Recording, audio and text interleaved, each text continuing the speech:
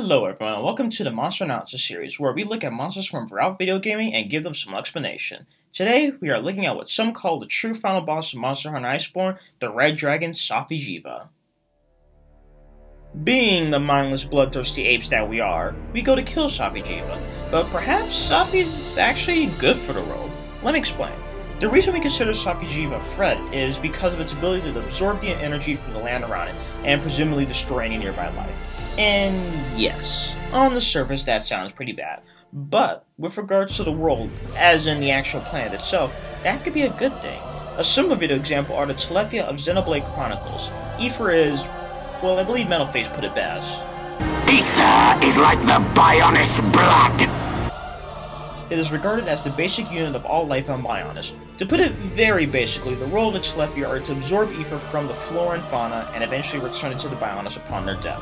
Essentially, it can be viewed as a macroscopic nutrient recycling to push the world forward. Perhaps we should view Safi'jiiva in the same way. It's absorbing a large quantity of energy, and since Xeno'jiiva exists as an immature form, we know that they do experience a life cycle. So just imagine how much bioenergy could return to the Earth after its natural death, perhaps bringing new life to the secluded valley. If you're still not convinced, then think of Safi'jiiva as an in-game form of a natural wildfire. Natural wildfires can get rid of old and decaying life and make way for new life to thrive. If Safi'jiiva sucks the energy from life and land around it, that can give new life an opportunity to break through and overtake the old life. Keep in mind that we are the ones who are forcing Safi'jiiva to suck up large quantities of energy in such a short period of time, thus draining the land around it. From a nature perspective, there's no reason for Safi'jiiva to suck up such large quantities, otherwise it'd run out. So if anything, imagine how much life we destroyed by our actions. How fitting of humans. And another thing to keep in mind is that Safi'jiiva, perhaps more than any other monster aside from perhaps Kul'Taroth, is a monster that we are really going out of our way to fight. It lives in a place we named the Secluded Valley. We found this area by chance. It was able to go through multiple stages of molting without anyone knowing prior. It had never been spotted around despite being about 4,800 centimeters or almost 160 feet long. That's about the length of 2 blue whales, the largest living mammal on Earth, and I'm sure I'd notice a whale flying. And some of you may be thinking, well, maybe it could develop into a problem. Well, for one thing, at the start of the quest it's sleeping. Okay, that's a bit minor, but I still wanted to bring it up. And 2, I bring back up how it was able to go through multiple molting stages, which I'm guessing is quite energy intensive, but we haven't found incidences of what could be considered an energy-drained environment.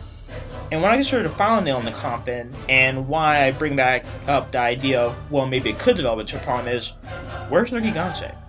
Nergigante has a turf war with the majority of the Elder Dragons, so it's not like it won't fight it on that merit. It attacks Zora Magdaros, so size ain't a problem. And it attacks Safi'jiiva, so it'll even take on Elder Dragons, said to bring great calamity and destruction to our world.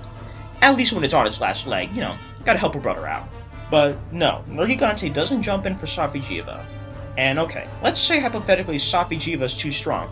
Well, there was a perfectly good infant in the form of Xeno'jiiva that Nergigante could have gone after. Could it be that Nergigante has some degree of natural instinct that it knows not to disturb the Jiva life cycle? Thank you all for watching. As usual, this is just a population based on available material in English. Feel free to leave a comment of what you think about this, or just Safi'jiiva in general. I always love discussion, and at the time of this upload, Safi'jiiva will be available for 2 weeks, and I'm guessing Master Rank Kul'Taroth will probably take over for the last week of April. So hopefully I'll see you all out there.